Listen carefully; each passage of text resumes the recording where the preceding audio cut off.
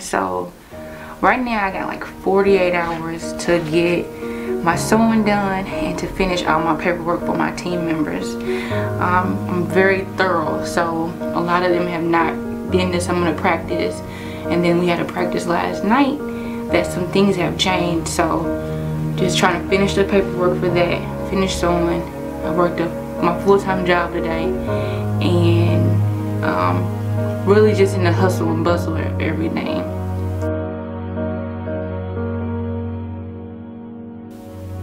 Like right now, I'm so geeked. I don't focus on my fears. I mean, I've never even thought about it. I just kind of keep going and just focus on what I gotta do and whoever needs what, and just do it.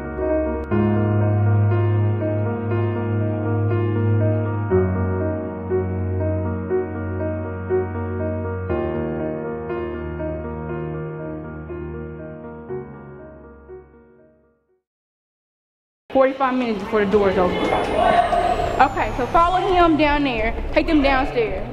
And I need Katie because those doors are not locked and they're supposed to be locked. What? Designer number 12 isn't here. Then we just mark them off and they still be, the next is 13. Okay, yeah, so still keep the numbers. Still keep the numbers, okay. Yeah. That's fine. What time is it? It's 6:42. Okay. So the judges, we need them to wait in that pocket corner if they come early. Designer number 1, their collection is about floral design. Immediately walk off, the next designer immediately comes out. Everybody be quiet, please. Get started. All right. The designers do not walk out on this section. I just got you here so you know the walk, so we can get in order, just in case your models don't know.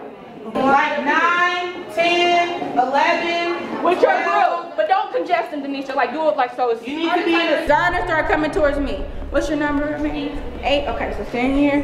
Designers, come up here towards me. I love you guys. I gotta be strict. We got a tight schedule. Come this way. Everybody else get off the runway. So guys, start going in and sit on the stairs. So this is the way you'll come through during the show. So everybody else have a seat on the stairs. Shows me to focus. So when you go out and walk straight, you line up 1, 2, 3, just like we practice. Designer's going to be last. After that, then you're going to go ahead and actually walk straight off, go straight to the wall, and go left, out third. The show starts at 8:45. Yep, just get all white shoes, and if you can be at the Historical Society between 5:15 and 5:30 for me, that would be awesome. How do you feel that IFT is helping the Indiana fashion scene globally? Well, last year there were less designers. I noticed this year there seemed to be a lot more designers. I think there's 16 this year. Yes, there's 16, and you know, just reaching out to the U.S. on a wider global, you know, market, get more people to Indianapolis. Just opens different venues of the fashion-going scene here in Indianapolis. So it's getting your name out there and getting lots of designers to come together in Indianapolis. So Indianapolis can be a fashion hotspot. And we are. Oh, yes, we are. Yes, we look are. at you. This is great. Thank you for taking the time to do this interview. And can you say IFT, Unzip the Runway? 4-time champ, we've got to get you to say it. IFT, Unzip the Runway.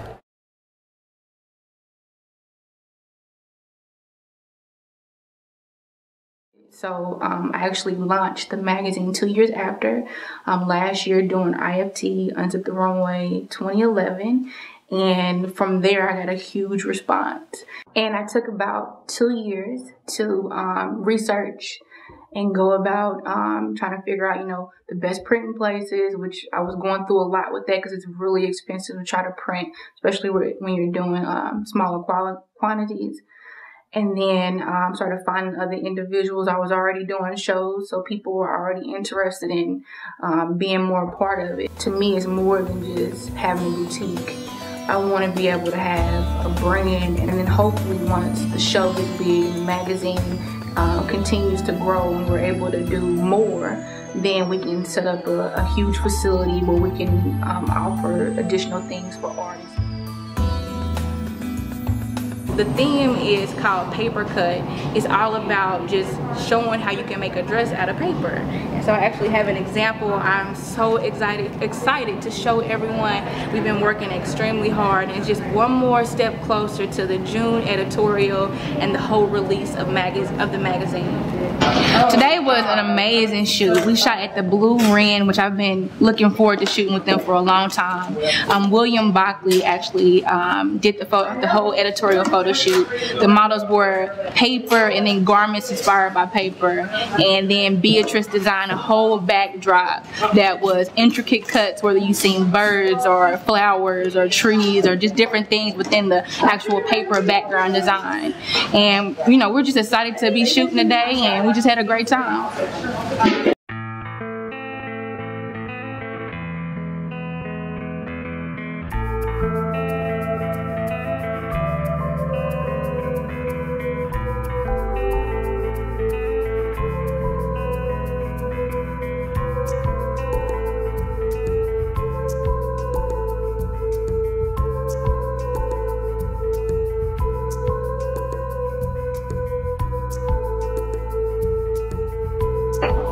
This particular shoot, the reason why it's actually important is because it's actually going to be our cover shoot for it with the feature. So this is going to be the face of UnZIP magazine for this newest edition that we're going to be releasing. Right now I am taping necklaces on to Tony. We are covering her breast area, and we're going with a metal spiky geometric theme right now is what we're going for. So I'm body taping these on to her chest.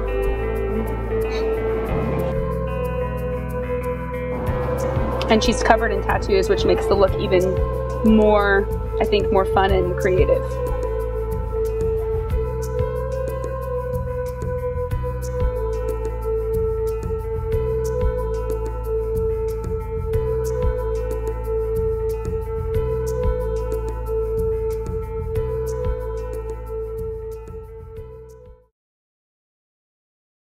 How did I develop my team? Normally people, I mean, I feel like I have an inspiring story, and then what I try to give as much as I can. So normally people just respond to me or reach out to me, or if there's somebody I want to reach out to, I send them everything I've done or a proposal or something to let them know more about me. But I guess really just putting out a good product so people are inspired and want to be a part of what you do. So Quentin, our executive of PR, he did a show with me, one of my earlier shows several years back, and then he enjoyed it. He came back for the last couple years, and then Zoe, me and her started working together tough right after the June 2011 show. So the first issue is what got me interested, and seeing the quality and you know, the passion that was put into it got me involved, and I've been involved ever since. And they'll never get rid of me, even though she thinks that they will. If you want to try maybe a color or white also, and we can kind of see what, play around with them at the shoot. Yes. Because I'm still working on makeup concepts. Okay. So, do you just want white? If you want to just play around with different colors and white, I just want to have a couple pairs of black for sure. Okay. And then play around with the white and play around with the color, and then maybe incorporate it into the makeup look. I was always like the wild child. She brings out that edge in me because I'm very conservative, but I have like this other side of me where I want to be a little bit more sexy but still conservative, not give away everything about me, and Zoe helps me bring that out. Plus she helps me step up my game because I feel like I'm creative and she's creative as well. So when we come together, it's just like, wow, we came up with this huge idea. Like, we did this. So it's exciting to work with her because I'm inspired by her. I feel like maybe she's inspired by me sometimes with different concepts. And then sometimes we'll be like, hey, I I thought of that idea too back in the day. And then we'll be like, okay, well, I was thinking about it too. So a lot of the stuff, we're on the same page. So we're so different, which is great to bring to the magazine, but yet we have that hunger, that drive, we want to make it. I wasn't involved in the first issue. I became involved after the first issue came out. I was so inspired by the issue itself that I contacted her. We had been friends outside of the magazine beforehand and asked her if she needed a stylist. Became a fashion stylist for the magazine, and that kind of morphed into the creative director. Actually, when I was younger, I decided that I wanted to be a oceanographer. I loved the ocean and I loved the Jaws movies and wanted to be an oceanographer. And later in high school, I decided that I wanted to be into fashion and just love fashion so much and everything about it. I'm a very creative person, always have been. So I think it's my creative outlet. The last model to actually get in place and lock, that is the person that will be walking off and exiting off the stage. So 1, 2, 3, designer, and then walk. Excuse me, Quentin, the music is so low. Like, why is the music low? What can I say about Quentin? Quentin to me is like glue, because I have so many things going on that he helps me like manage like the stuff that I need to do. Not saying I need to be micromanaged or anything like that, but he helps me like reaching out to people and doing those extra little details, because I feel like I'm very detailed, but he helps me be even more detailed. So he's that glue. He helps keep me in track, like on track with what I'm doing, and if I can't reach out to somebody, he does it. He's an amazing individual that is really eager and willing to help when he has a genuine spirit to want to help and grow the business. And that's what we want. We want those people who believe in the vision, and I feel like he gets the vision.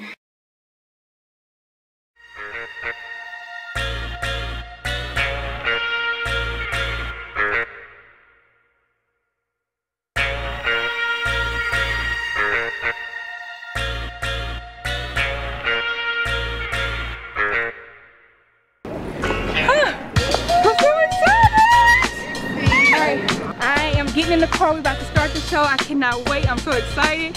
And thank you so much for being here with us and joining us. Thank you. Hi!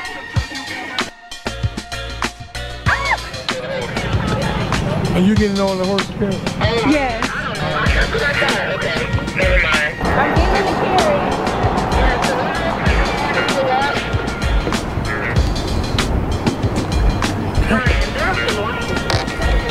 Are you ready? It's a huge show, and the time constraints with the show are very intense, because we have so much time to set up, so much time to get the designers prepped, for them to do a walkthrough. So just making sure my team knows what they're supposed to do. We have to move quickly. I need everybody that's in this room to go on the opposite side, but I need the designers to walk with me. So all the models, everybody, because we're gonna bring the judges in here to do pre-judging. This is all I've ever wanted to do, so it means everything to me. Just seeing my growth when I was 16 and having like 2 people in the audience or 6 people, to now being at a show with a 400 people capacity. It's just not my dream. Like, it benefits other designers and other vendors or exhibitors and makeup artists and hairstylists, so it's a shared dream. So it means everything to me for it to be able to turn out and for everybody to see the passion and what we're trying to accomplish in Indiana.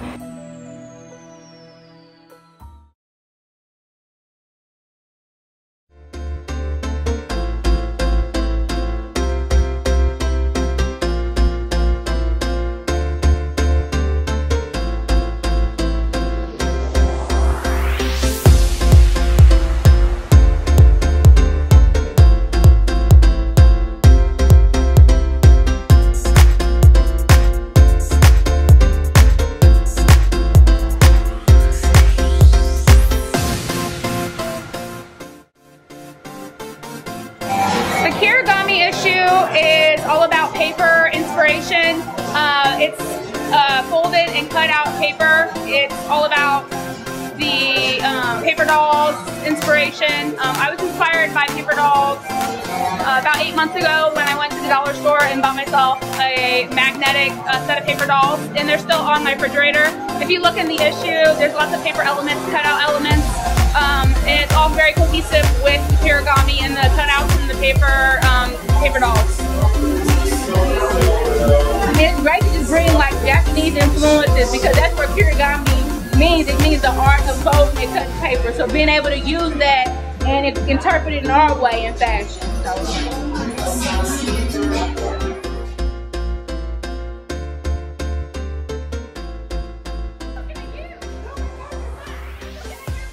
But the reality is I just gotta make it happen. So if it means me staying up and crying or or just, you know, just me doing it, then to make it happen, that's just what it is. But long nights and several tears. Normally when I'm crying, I'm like, God, I know I can do it. Let me cry and get this over with. And then I'll suck it up and do what I gotta do. I've done it every year since I was 16, and every year it's worked out. So just knowing that I'm blessed and highly favored, and this is my passion, this is my goal, this is what I'm supposed to do, that just knowing that keeps me motivated and keeps me going. And plus seeing the designers' faces when they win them prizes and the money and different things that they get to get, all because of the work that me or my team or somebody else gave us, is like, means the world to me. So when I'm on that stage presenting them prizes, all that work and stuff I don't even remember. I'm very enthusiastic about it, but it's also like a lot trying to balance a full-time job and just trying to make it happen, but it's coming together.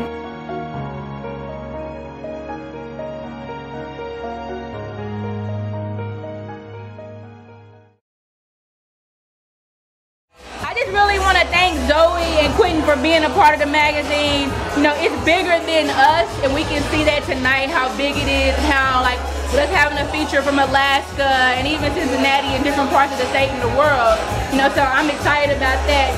It's amazing to see our growth and to see how individually we each have our own qualities and we each bring something, but together we're like a powerhouse. So I hope we can continue this relationship, and I feel like we're all of a family, and the work speaks for itself. So I'm grateful for our collaboration. Yes, indeed. I mean, the collaboration, working with everybody, I mean, it's always a beautiful thing. I mean, because everybody brings something different to the table. So, I mean, bringing something different to the table allows everyone to go out and reach out to someone different and network, connection-wise. So, definitely it's a beautiful thing. I don't think the magazine would be what it is without all three of us working together. Like Delaney and Quentin said, we all bring our own qualities to the magazine, but we also all bring our own personalities and all of our own unique fashion qualities, and just a piece of us is in each issue. So I feel like it wouldn't be the same without us all together. Okay, so listen. 1, 2, 3. We're gonna do a wave. We're gonna do a wave. You're gonna start it off. We're gonna do a wave. 1, 2. No. 1, 2, 3. UnZIP! Magazine! We'll let Quinn say magazine.